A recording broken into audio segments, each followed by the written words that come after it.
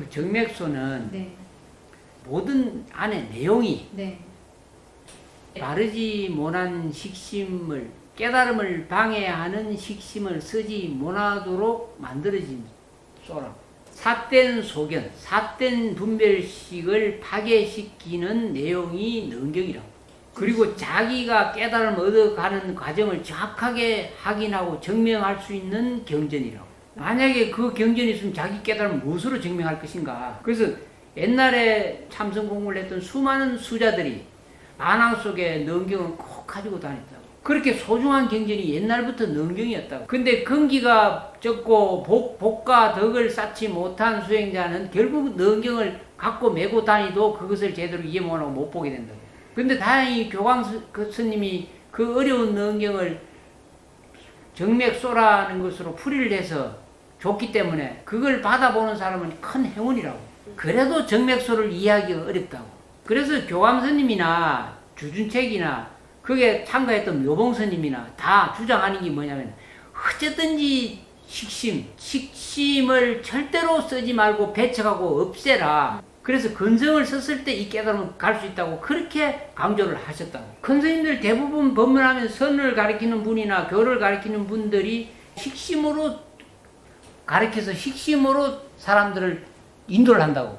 그래서 절대로 이 공부는, 깨달음의 공부는 식심을 쓰면은 깨달을 수가 없다고. 그래서 반드시 식이 무엇인가, 식을 어떻게 내가 지혜로 전환해서 식을 못 쓰게 할 것인가, 이것이 너무 소중하다고. 그래서 동정, 문각, 공멸에서 동정을 쉽게 생각하지 말고 쉽게 넘어가려고 하면 안 된다고. 결국 동정은 이 일체 제법을 다 놀아가는 거라고. 그래서 동정이라는 것이 임유망소에 망소에 해당된다고. 동정을 해결하는 것이 건강경 전체를 해결하는 것과 같다고. 왜냐하면 동정은 싹 다 범소유상에 다 포함되니까. 그래서 동정을 푸는 것이 그렇게 중요하고, 동정을 푸므로 인해 가지고 식심을 어떻게 조복시킬 수 있는가를 알았을 때 문으로 나아가는 거라고. 실제로는 동정을 풀으면은 그 다음에는 말이 필요 없이 그냥 가야 된다고. 그렇게 이해하시면 된다. 내 이야기를 좀 하겠다고. 이제 모든 선지식을 칭견하고 다 끝나고 더 이상 갈 데가 없어서 지리산으로 큰 산으로 들어갔다고.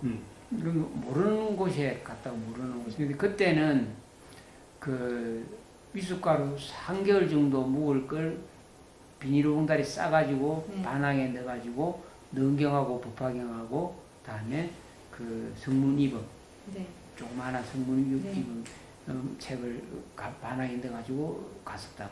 방한복하고. 그래 갔는데 그 지리산 차를 타고 굽이 가다가 이렇게 산을 쳐다보니까 차에서 내리고 싶은 마음이 있어서 내려달라고 해서 내렸다고. 그래서 내가 내린 자리가 이 개울을 건너는 큰 다리가 있는 입구에서 내렸다고.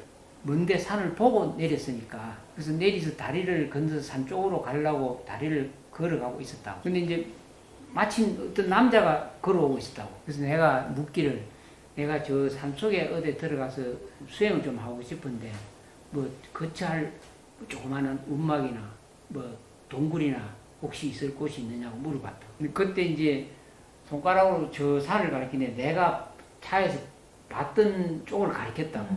그 산이 보면 높은 산이 이렇게 빼쪼가게 이렇게 내려왔다고. 그 빼쪼간 봉우리 밑에 약간 들어간 것이 보인다. 그게를 가리키면서 거기 가면 옛날에 수행을 했던 동굴이 있다고 이야기했다. 가르쳐주기는 가르쳐주는데 사람이 안 살고 다니지 않기 때문에 길은 없기 때문에 찾아가기 어렵다고 이야기했다. 근데 뭐 나는 세상에 뭐 미련도 없고 뭐 신도도 없고 그냥 막 무조건 그냥 공부만 해야 된다는 이 생각에, 내 혼자 공부해야 된다는 이 생각에 뭐 걱정하지 말고 예 알겠습니다 하고 무조건 그 산을 바라보고 올라갔다고. 무조건 걸어 올라갔는데 동굴을 찾았다고.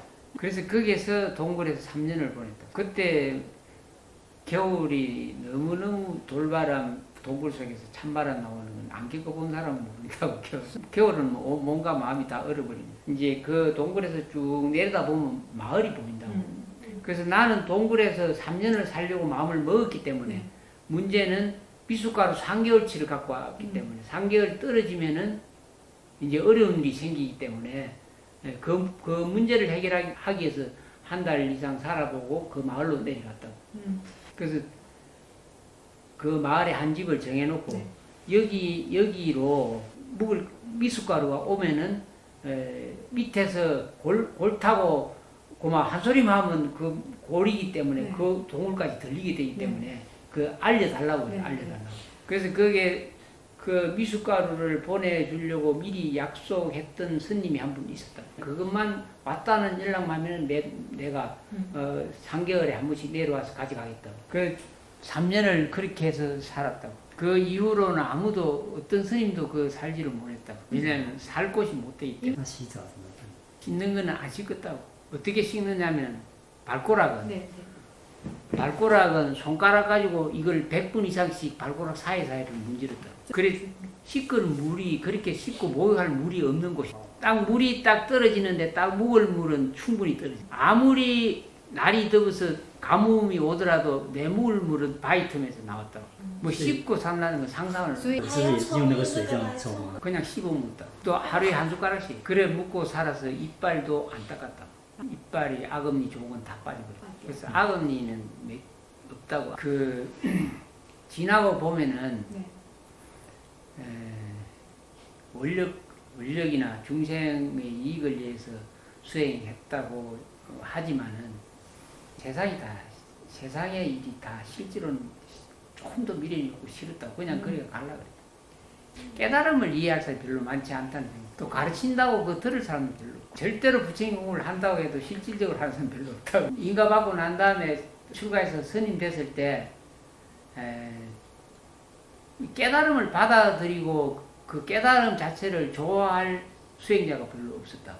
없었다고. 수행자들은 인가를 받았다 하는 것을 자기들이 용납을 못한다고. 수십 년 수행한 사람도 용납을 못한다고. 특히 시내버스 운전하고 영업 택시 운전하는 아무 보살도 수행이라고 해본지도 못한 사람이 자기들이 끝도 없이 20년 30년 모시고 살았던 큰 스님이 자기들은 다 외면하고 그런 처사한테 인가까지 줬다 하는 것을 용납할 수가 없다고.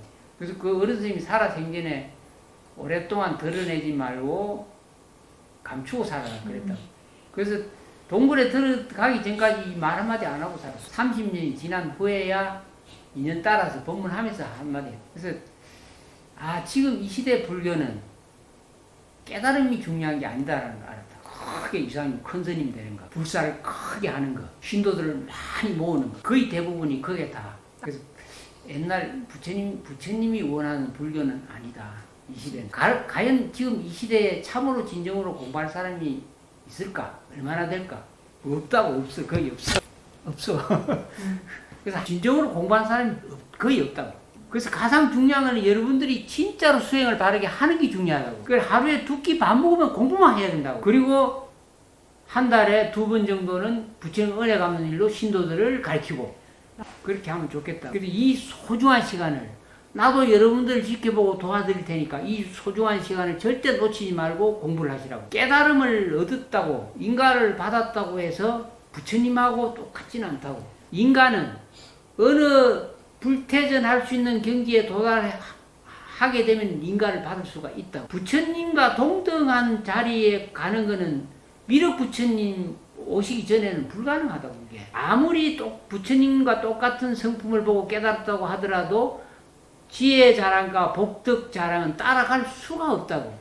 그래서 겸손하고 항상 부처님을 우르르 보고 이 공부를 해나가야 된다고. 그래서 뭔가 자기 성품을 보고 깨달았다고 해서 막 그냥 부처님하고 내하고 동등하다 이런 말을 하면 안 되는 거라고. 선방에는 그런 사람들이 들어있다고. 물론 틀린 말은 아니지만 부처님의 지혜와 복덕 자랑은 그 어떤 누구도 따라갈 수가 없다고. 그렇게 공부를 하시면 된다.